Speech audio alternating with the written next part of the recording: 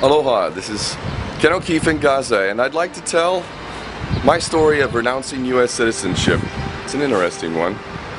First off, let me say that I decided that I would renounce my U.S. citizenship in my early 20s. I remember it very vividly. I was in a class in San Diego City College. I was taking a class, American History, from a black perspective.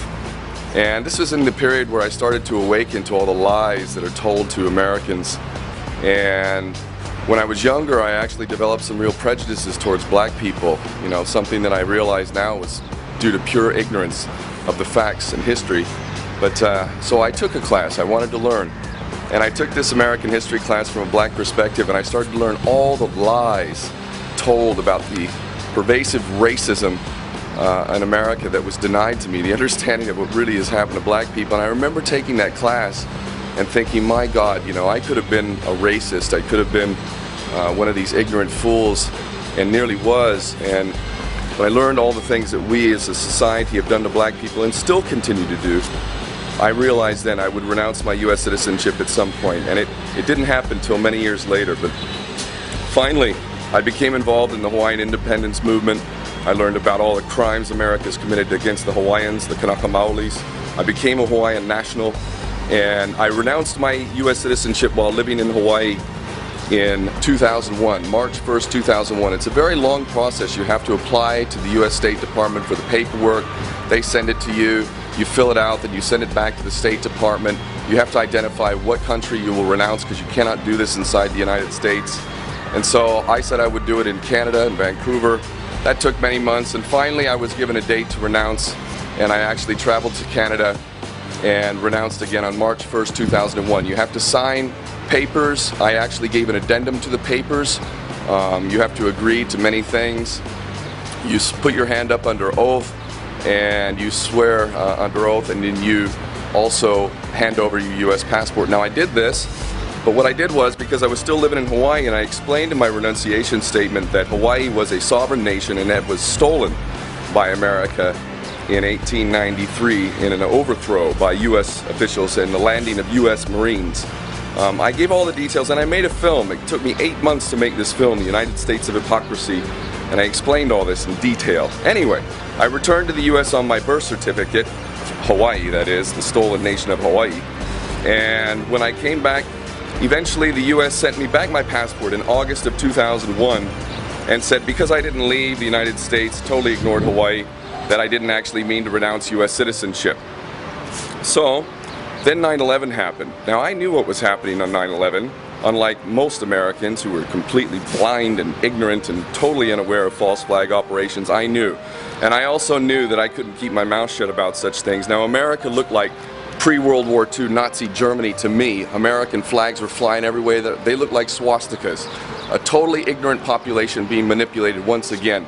I already had a large bench warrant for my arrest, $11,000. I'd already been a target for a couple of years at least, especially since renouncing citizenship, my involvement in the Hawaiian independence movement.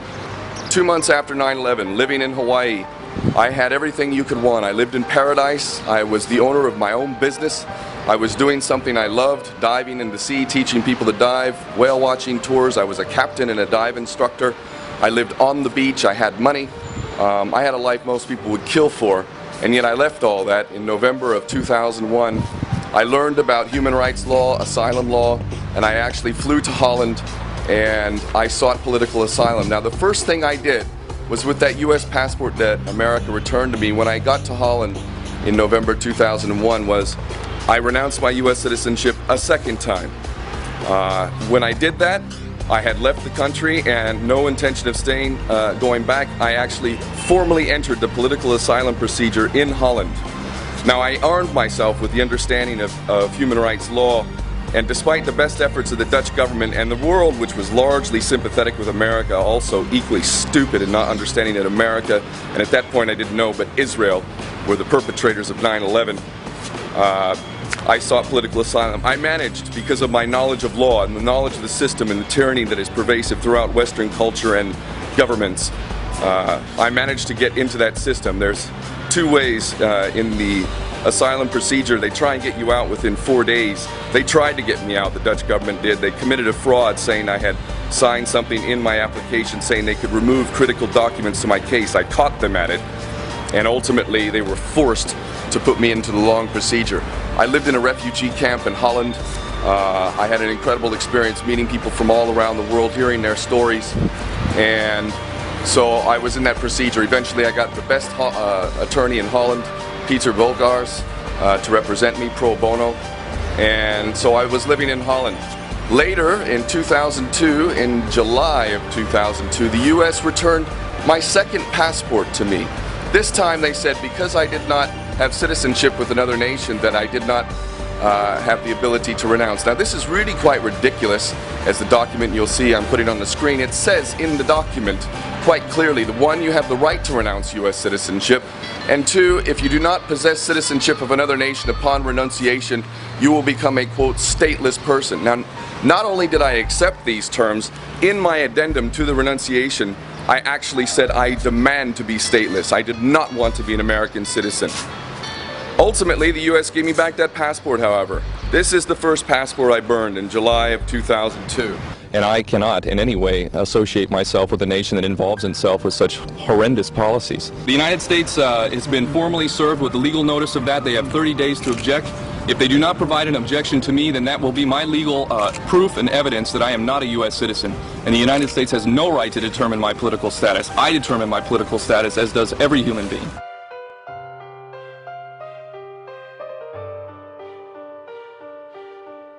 The United States does not determine the right of self-determination. A person and a nation determines their right of self-determination. That is why I burned that passport. I never would have done it if the US would have just accepted my renunciation in the first place. Later in 2002, I watched as the build-up to the invasion of Iraq occurred. It made me angry, quite frankly. It made me angry as well that Western people thought that protests were going to stop this war. I knew the invasion of Iraq was coming. I knew it was about oil, and I knew it was about setting up permanent military bases in the region. And so I initiated the Human Shield Action to Iraq. I argued then and I argue now that if enough of us really cared in the West, if we would have got thousands of Westerners down to Iraq and positioned ourselves at places that are supposed to be protected by the Geneva Conventions, that we could have stopped that war by making it politically untenable. And the way you make things untenable is you put Western lives in there, because Western lives are not valued like Iraqi lives, Palestinian lives, and every other dark-skinned people's lives. Apparently our lives are worth more. So in that situation, in this total inequitable world that we live in, we should be using our lives to try and bolster up the rights of other people, and that was my argument then and now.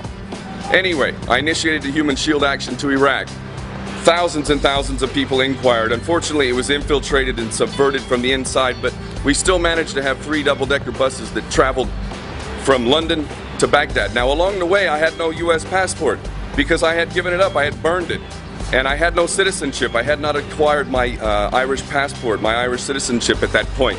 So on my way I traveled through Europe without a problem, but ironically I made it to Turkey, and when I got to Turkey, the Turkish government was very afraid of me, quite frankly. I had a large audience in Turkey at that point because I was saying that if Turkey, the government of Turkey, allowed the US to use Turkey as a base for the American imperialist machine to bomb their brothers and sisters, their fellow Muslims in Iraq, then all options were on the table. Revolution would be an open option if the Turkish government committed treason allowing the US government to do that. So when I arrived in Turkey, the officials took me away because it was a full-on paparazzi scene. I was having questions fired at me from all the Turkish media. They pulled me into a back room. They looked at my documents. I handed over my world citizen passport, which was the only thing I had at the time, and they promptly deported me for handing over a fraudulent document. So I was sent to Italy, actually, and there I was, the leader of the Human Shield convoy, Human Shield Action, stuck in Italy, not able to travel to Iraq while the rest of the convoy and the buses were heading to Baghdad. What did I do? I was forced, under duress, and it was very painful, I can tell you, to go to the American embassy in Rome and request a US passport so that I could travel to Iraq in order to oppose the invasion of Iraq.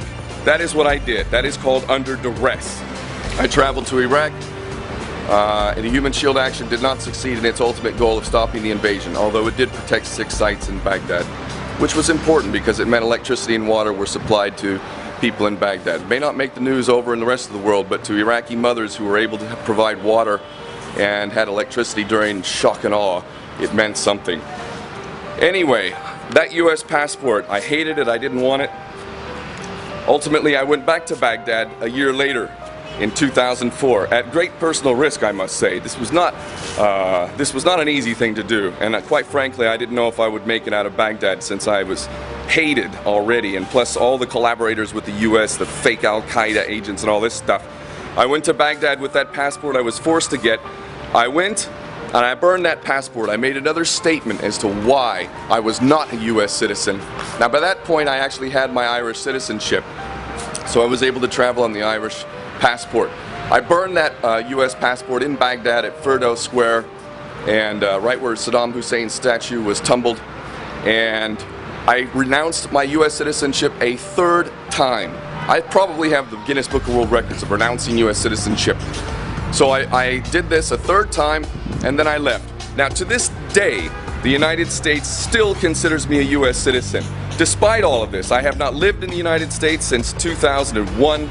I went back to Hawaii for a period of time, but I did not stay as a resident. I don't vote in the sham American elections. I don't pay taxes, nor would I. I would go to prison before I would pay the blood money of American taxes, which are being used to murder my brothers and sisters in Iraq, Afghanistan, Pakistan, and all over the rest of the world, Vietnam, and so many other places. Under US law, a US citizen, which is what the US considers me to be, is compelled to have a US passport in order to travel back to the States. Now, I had gone around this before when I went back to see my family by going through Canada, but when I went to Canada a couple years before that, the Canadians put me in jail for 2 days without charges, capitulating to Israeli and American tyranny. And so I thought, okay, this time I will go to, in 2010, I will try and fly into the States on my Irish passport. Now, when I did that, I went to the airport, and the Department of so-called Homeland Security of the United States told the airlines not to let me on board the plane. I ended up losing my ticket. I lost the ticket for £450, which for me is a lot of money. I don't have money to throw away. So ultimately, in order to go see my mother last year, I was compelled once again to go to the American Embassy, this time in London, and request a passport. Now, I had a 6-month passport, and I joked with the guys who knew my story in the embassy there. This is ridiculous. I have an Irish passport. I'm not an American citizen. Why you guys do this? Why are you compelling me to get a frickin' passport that I don't want? Bar me from the country then. The bottom line to know about this is I don't live in the US. I don't pay taxes to the US. I don't condone, in fact, I condemn the United States on every level for its tyranny, its corruption, and its horrendous behavior around the world. How is it possible that I would be considered a US citizen simply because, under duress, I have used a US passport in order to exercise the right to travel? If you believe that, you're a fool. More likely you're an agent of the Zionists and the other side, and you simply want to attack me either for reasons of jealousy or because you're an agent and you're trying to destroy my character. Good luck to you. You're going to have to make things up. The bottom line is the right of self-determination is an inherent human right, and in a better world, everyone will be able to exercise that right and many others. And I am not a US citizen, regardless of the fact that I have been compelled to use US passports, and ultimately, I am a national of Palestine and Hawaii and Ireland, but my ultimate allegiance is to my entire human family. Nothing will change that, and I will never give my allegiance to one nation at the expense of the rest of my fellow brothers and sisters around the world. So, I am not a US citizen, and I am not going to relinquish my right of self-determination, but I will not relinquish my right to travel. So, there's the story of renunciation. Now, there are some more details in there, but that's the truth. Take it for what you will. I don't really care, but for the record, there you have it.